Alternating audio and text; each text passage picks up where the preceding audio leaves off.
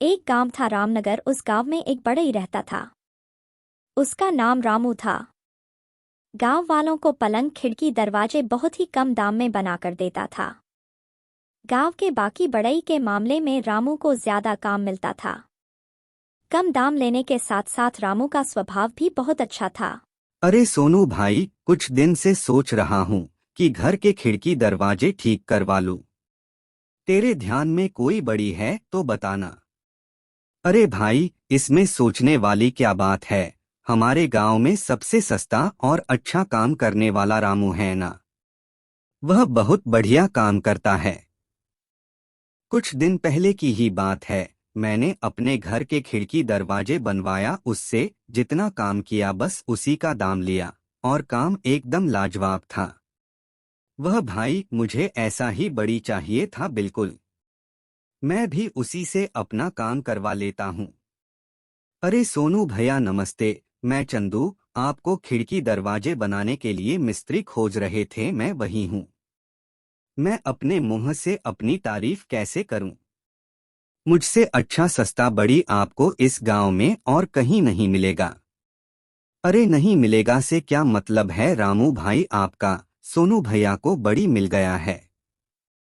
सोनू भैया ने अपने काम के लिए मुझे पहले ही बोला है। क्या तुझे बोला है? सोनू भैया मैं बहुत अच्छा काम करता हूँ, विश्वास कीजिए। मैं बस 50 रुपए लूंगा, सच कहता हूँ। लेकिन मैं तो 30 रुपए में ही काम करता हूँ। और सोनू भैया से पैसों को लेकर हमारी बात भी हो गई है। क्या यह क्या कह रहे हो तुम? 30 रुपए में खिड़की दरवाजे का काम? हाँ, कम दाम और बढ़िया काम। सुनो चंदू, अब तुम जा सकते हो, मेरा काम रामू करेगा। अब बताइए सोनू भैया, मैं काम कहाँ से शुरू करूँ? इसी तरह गांव के ज्यादातर घरों में काम रामू ही करने लगा। गांव में सस्ता और अच्छा बढ़ई का काम के लिए गांव वाले रामू को ही जानने लगे। यह सब देख गांव के बाकी बड़ी रामू से नाराज होने लगे। एक दिन गांव के सारे बड़ी एक जगह पर इकट्ठा हुए। ऐसा ही चलता रहा तो कुछ दिनों में कटोरा लेकर रास्ते पर बैठना पड़ेगा। हाँ, शर्मा जी के घर के काम मिलने पर सोचा था बहुत ही अच्छा कमाई होगा। लेकिन वो काम भी रामू को ही मिल गया। मेरा भी कुछ ऐसा ही हाल है भाई। गांव के सेनापति के घर में मुझे काम मिला था। काम करने जा रहा था कि पता नहीं रामू कहाँ से आ गया और कहता है 30 रुपए दिहाड़ी में काम कर दूंगा। बस वह भी काम मुझसे छीन लिया गया।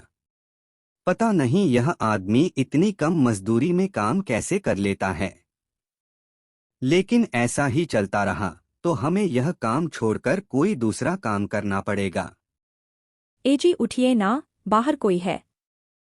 कुछ नहीं है भाग्यवान, चूहा होगा, तुम सो जाओ। नहीं नहीं, चूहा नहीं है, मुझे लगता है घर में कोई चोर घुस आया है। क्या बोल रही हो तुम? कौन है वहां? हाय हाय, ये क्या हो गया? चोर हमारा सब सामान लूट कर ले गया। हमारे गहने पैसे सब लूट कर ले गए हैं। हे भगवान, यह हमारे साथ क्या हो गया? यही तो कुछ ही दिन पहले दरवाजा बनाया था, दरवाजा तोड़कर सब ले गए। हाँ हाँ, तुम सही कह रहे हो भाग्यवान, कुछ दिन पहले ही तो दरवाजा बनाया था। रामू ने कहा भी था दरवाजा बहुत मजबूत है। चंदू और भाग्यवान सर पर हाथ लेकर बैठ जाता है। इसके बाद ऐसी घटना पूरे गांव में बार बार होने लगी। कपिल शर्मा जी के घर पर तो कभी पीयूष जी के घर पर, कभी मंत्री जी के घर पर ऐसी घटना बार बार होने लगी। एक दिन सरपंच जी और सारे गांव वाले एक पेड़ के नीचे बैठकर बात कर रहे थे।